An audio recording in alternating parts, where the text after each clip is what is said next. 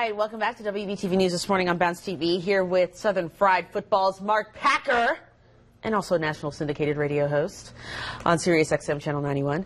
How's it going? Good. You're tailgating. What's this? First of all, Susan Hancock gets all the love here because this is world famous right here. I've already eaten half of that, so I left a little bit for you guys. Because every time I come to visit you guys every Friday, I mean, Carter's sucking down, 250,000 oysters.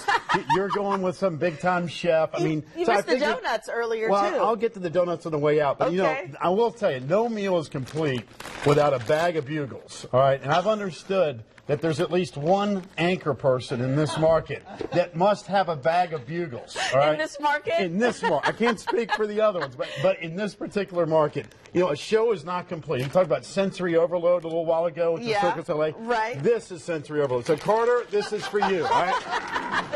The Bugles. Get the Captain Bugle. Let's get Captain Bugle in here. I tell you what, I'm loving some Bugles. When's the last time you had a Bugle? About 6 years ago.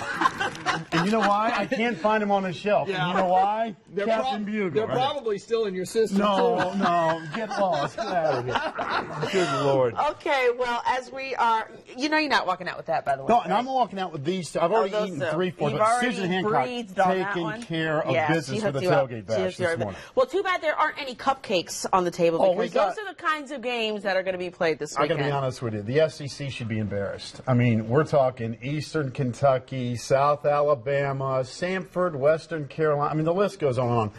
Listen, the SEC has mastered the art of scheduling during the BCS era. They always give you this weekend before rivalry week. Sure. Cupcakes, they load up, they're easy games. But you know what? It's changed the landscape now. We've got this new college football playoff. I suspect in due time this will also change. These schedules are made so far out in advance. Sure. I was going to say, do you think it hurts? I would think these TV networks would be like, man, who's gonna turn on the TV now and watch us? I mean, Bama's #1. Compliments of beating Mississippi State last week. This week they get Western Carolina. Yawn, please. Right. I mean, your alma mater's jumping on Charleston Southern this week. My alma mater's got Georgia State. I mean, these are garbage games. Sure. I mean, it's great that the smaller school gets a nice check, but in terms of the big picture, where does it fit? This is not what we're looking for. Well, let's talk about one particular SEC game that's going to determine, hopefully after this weekend, who's going to win out in the SEC East. Missouri at Tennessee. Huge game. Huge. This time last year, Missouri, same boat. They had to close the deal. They lost to South Carolina at home. Pressure was on them. Could they close the deal, come down the stretch? They did. They won out. They got to the SEC title game.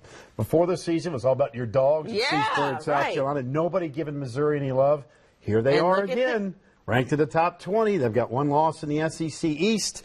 Now they've got to close the deal. But winning at Tennessee, the Vols are playing much better. They're looking to become bowl eligible, which I know they're fired up about. And for Missouri, they've been great on the road. They've won 9 straight games on the road. They're on the banks of the Tennessee River. Great scene tomorrow night in Knoxville. It's really the most important game of the weekend. You say that. I really thought A&M was going to take care of business last weekend. But Missouri, like you said, on the road.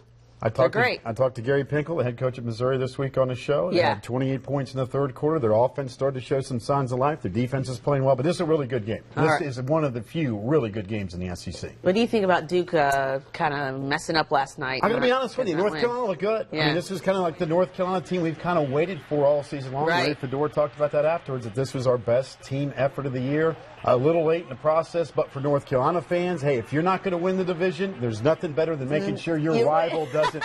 They get the victory bell back. I thought North Carolina looked good who looked really good last night. And that win puts Georgia Tech in the ACC title game against Florida State right here in Charlotte. And Georgia Tech's looking great, too. Yep, playing well. All right. I'm going to go ahead and take care of this for you. Load up. Load up.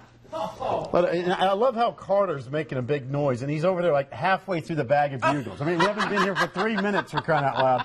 The man's putting the Bugles all away. All right, we got to go. Go on, take it away, Chris Larson. All right, thank you so much.